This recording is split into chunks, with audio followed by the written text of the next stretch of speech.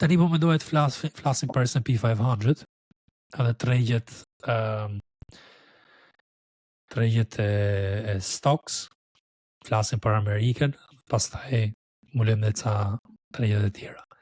S&P 500 më ka pëlqy kjo supportit e 0.618 Fibonacci, një shenjë pozitive që do ketë pak të një mirë reversion të një zonë, dhe të zona 0.5 ka gjetur le themi atë support, resistance, support, varet se si e shikon se ka resistance këtu, support këtu, po shtrëngohet. Kemi zonën e 0.38 dhe zonën më pas që unë kam përshikuar që mund të shkonte, që është kjo zonë këtu lart e 0.23, një të si më serioze, themi një mirë reversion më serioze, një blerje më të madhe. Dhe shikosh që çmimi ka qëndruar gjithë javën po të njëjtin zonë. S'ka bërë asgjë. Ka qenë thjesht thika që të presin në treg. Edhe unë jam ndjekur disa herë nga tregu këtë javë, sepse është normale. Është realë situata që ndodhen kur merr rrezikun dhe tregton. Por atë që parashikoj unë është që duhet shkoj prapë te kjo zona 0.75, 0.8. Kjo ishte një zonë ideale për tregun. Që pasaj të mendonte që nga do merr tanimin, long apo short, të konsolidoheshe, të tregonte le themi një dëshirë blerëse në treg, të rritën dhe asetet në përgjithësi.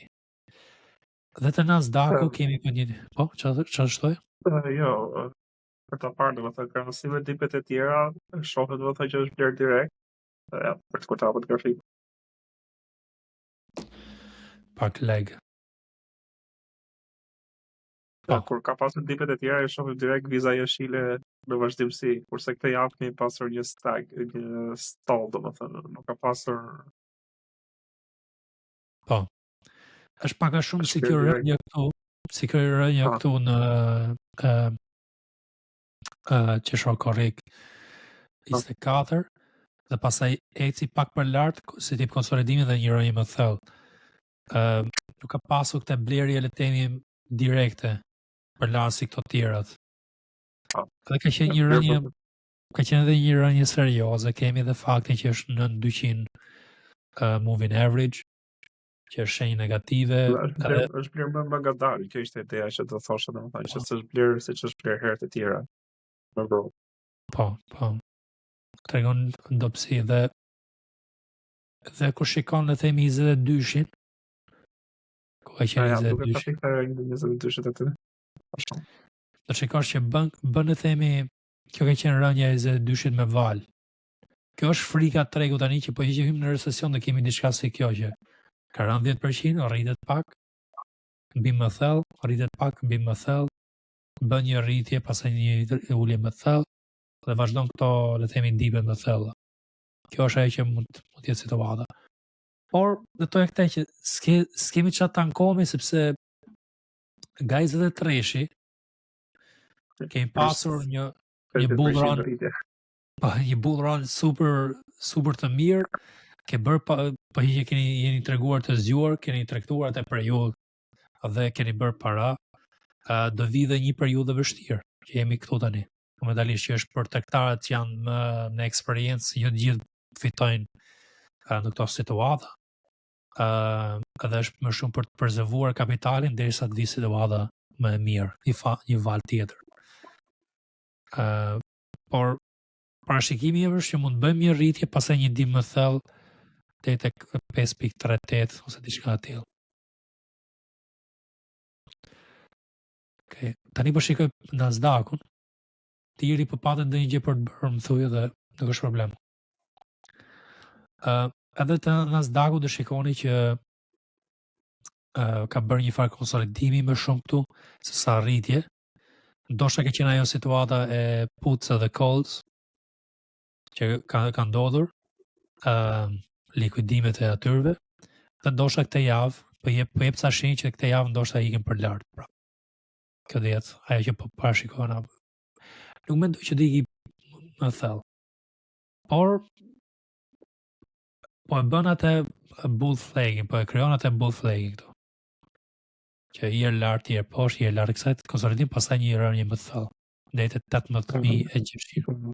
Të Nasdaq duke është më shumë i teknologjisë, edhe oversold i Nvidia si Microsoftit, ka ndikuar goxha në rënje më të thellë se S&P duket.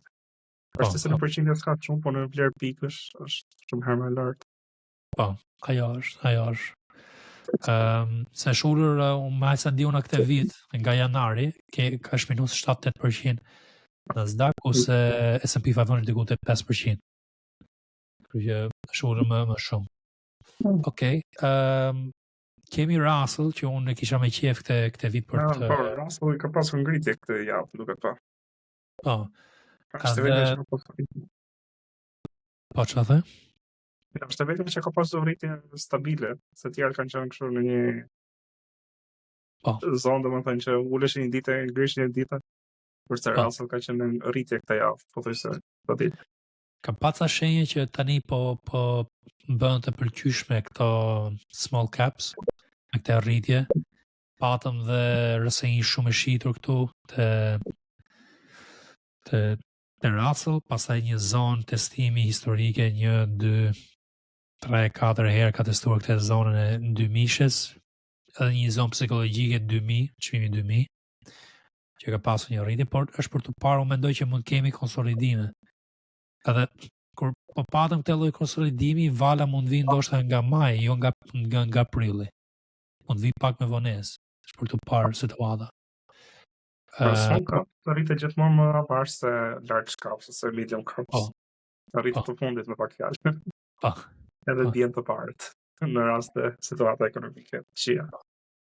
Po, janë më sensitive nga lajmet dhe eventet. Dhe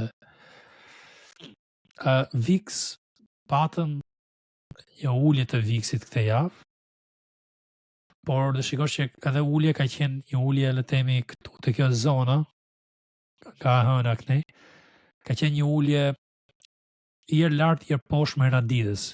Dhe frika rriteshe ndoshta në periudhën e hapjes të tregut amerikan, edhe pastaj uleshe gjatë fazës të dytë ose pjesës të dytë të ditës të tregtarëve. Por po vazhdon në ulje, dhe që të kemi një rritje të S&P 500 Nasdaq, do të vazhdoj këtë ulje VIX. Do të VIX-it e 10-12 për të futur njerëzit prapë te S&P. Po, ose te 15, diçka tipo do shkoj më ulët për një valë serioze. I bi që mund të kemi një ulje deri te 17, 15, 16 dhe pastaj një rritje, edhe pastaj një ulje tjetër që shkon tregu tani prapë në all time highs 6.000 sipër. Kjo është për të parë, për të studiuar mirë. Unë kam darë dhe ca statistike të Telegrami për këtë gjë. Tjetër, mullim ca tregjet e tjera që kemi parë, kemi tregun kinez që ka parë një ulje të premten dhe të ejten, prandaj unë ndola nga NIO që isha në NIO, një kompani kineze që ishte në rritje, ishte shumë mirë, po ecte mirë, dola me pak profit, isha 20% profit, dola diku te nuk e mbaj mend tani, duket 5-6%, sepse ra shpejt këto 2 ditë të fundit. Por mund të gjejë support këtu, mund të konsolidohet, dhe është një rënje e natyrshme, nuk është një rënje jashtëzakonshme që është një profit taking më shumë duket. Po, se rënja tjetër ka qenë shumë e thellë herë në fundit që ra. Ishte në një ditë 10%, 20%. Po, profit taking se sa le të themi si puna ime që dola nga aksionet. Alibaba dola përpara një muaji tani. Mora profitin. NIO me që ishte legin hyra pak më vonë dhe e shita. Kemi parë tregjet europiane dhe ato po tregojnë pak dobësi këtu, tregu francez. Ato stok që unë kam blerë të tregu francez vazhdojnë të kenë rritje, se janë kompani financiare dhe kam pasur siguri më shumë. Por në përgjithësi tregu francez tani po konsolidohet mbas kësaj rritje të mirë 10% për një periudhë 2-3 mujore, dhe tani po ulet pak, dhe tregu gjerman është pak në ulje, po tregon dhe temi një farë distribution këtu për mendimin tim, se po bën një higher high, edhe po bën bearish divergence, po konsolidohet ose po bëhet distribute, që mund bëj gjithë diçka të tillë. Dhe pastaj ndoshta të ulet pak më thellë, është për të parë ose të shkoj për lart. Por është një situatë që për bë distribution do ketë sa ulje për mendimin tim. Unë po mendoj të lejmë kaq për tregjet e indekseve. Indekset kryesore. Stocks mund të shohim me AMD që më ka pëlqyer, të duket sikur bëhet për kundër tregut. Unë bërë shumë i shitur AMD dhe pastaj shkoj për lart. Ja. AMD kemi një rritje pas kësaj bottom të 95. Irdi e ka tregtu këtu dhe një nga anëtarët e mi të grupi privat e ka tregtu të kjo zonë për afat gjatë ideja. Për afat gjatë shumë, afat gjatë. Do të thëtë paktën 110 që të bëhet i pëlqyeshëm nga të tjerët, më. Kurse unë du në temi një farë konsolidimi, pastaj një thyrje këtu, dhe mund më bëhet interesante të kjo 110 që thotë ti, për afat mesën, rimarrje këtë një nga këto zona këtu më lartë, ose temi diçka të tillë dhe ishte interesante. Rimarrje kësaj zone për 55%.